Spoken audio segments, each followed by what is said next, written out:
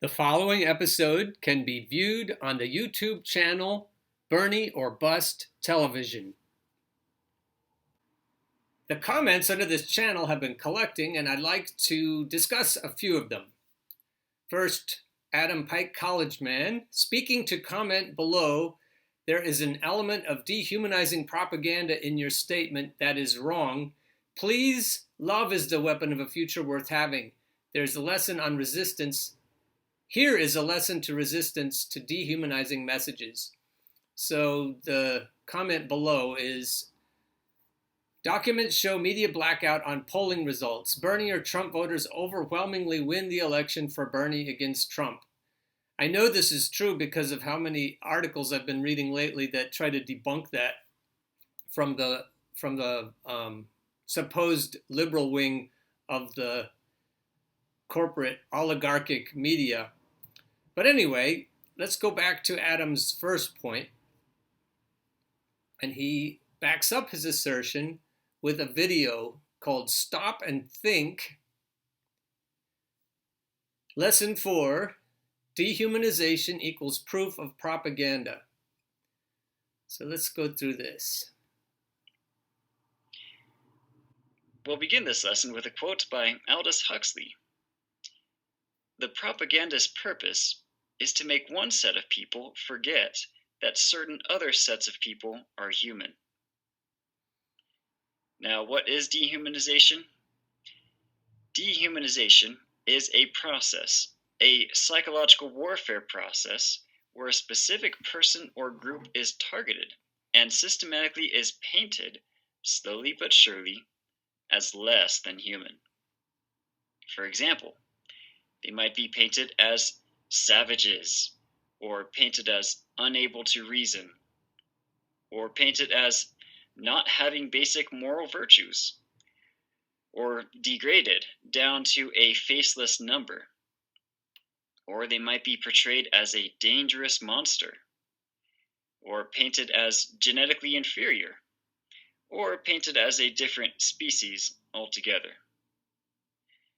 And after extended periods of time, the end result is a severe form of prejudice. You see, we human beings are not born with prejudices. Always they are made for us, made by someone who wants something. Remember that when you hear this kind of talk. Somebody is going to get something out of it, and it isn't going to be you. All right, that's a good point. And I watched the whole video. It's about 9 minutes long. And I see the valid points in it.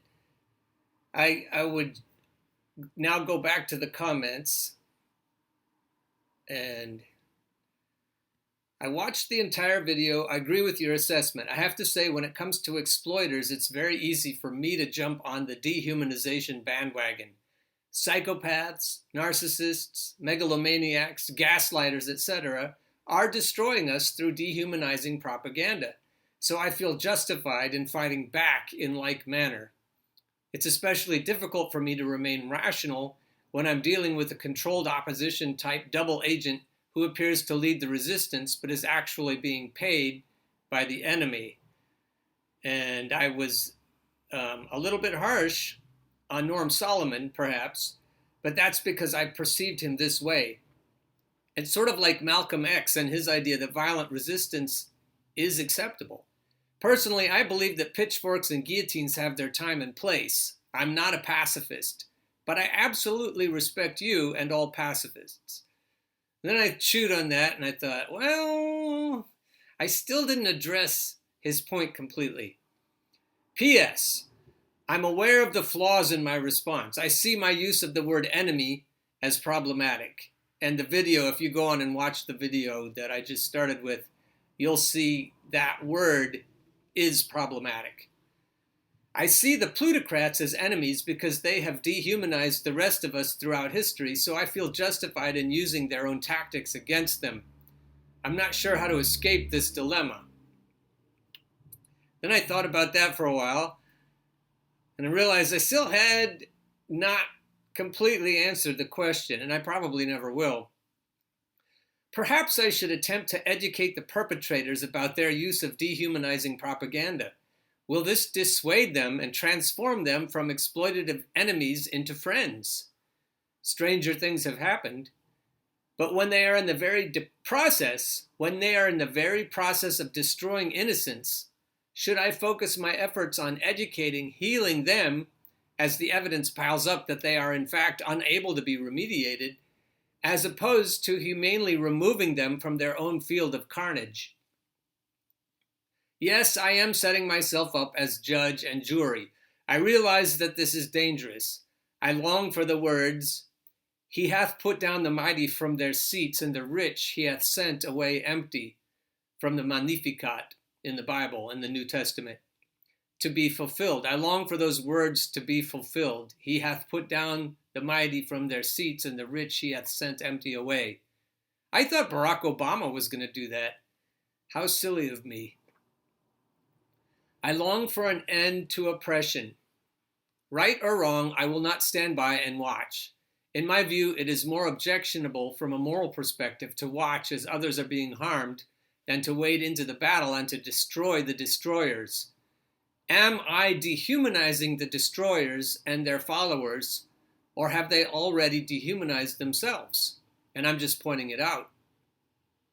Either way, I will do my utmost to balance my approach and err on the side of kindness, especially when the harm is perpetrated only on myself, by turning the other cheek and praying for those who despitefully use me, perhaps.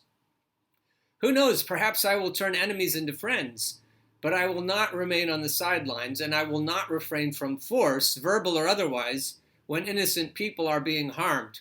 For example, I could never stand by and watch a child being harmed. I would intervene even if it necessitated killing the child's oppressor. So that's a strong response, and it may be completely wrong. I would love to engage anyone in this discussion because obviously it matters to me. And maybe, and this is the hardest part, maybe there is no right, but I've never been the kind of person who assumes that. So if that's true, I'll probably hold on to the idea that there is a right there somewhere if we can find it. But it isn't an easy job. A couple of other comments were on here. Yep, good analysis. Stop those relentless talking heads with their steady propaganda about Bernie and neoliberal neocon Liz being somehow similar. Yeah, that was my big problem with Norm Solomon, that he was trying to equate Elizabeth and Bernie, and that cannot be done. Someone who knows as much about politics as Norm, that cannot be done in good faith. Another comment. I feel sorry for the mainstream media cable outlets. This year they can't post stolen, bought-off criminal superdelegate numbers in their PSYOP campaign like they did in 2016. So I guess putting Bernie at the bottom of the list, even though he's winning, is one of the few lame things they can still do, and just hope viewers don't pick up on how blatantly skeezy that is. That's pretty good. There are lots of other good comments. I really appreciate the comments under the videos, and I love interacting with them. So keep them coming. And now I'm going to go on and tape the next episode of the Bernie or Bust Show. Hope to see you there. The preceding episode can be viewed on the YouTube channel Bernie or Bust Television.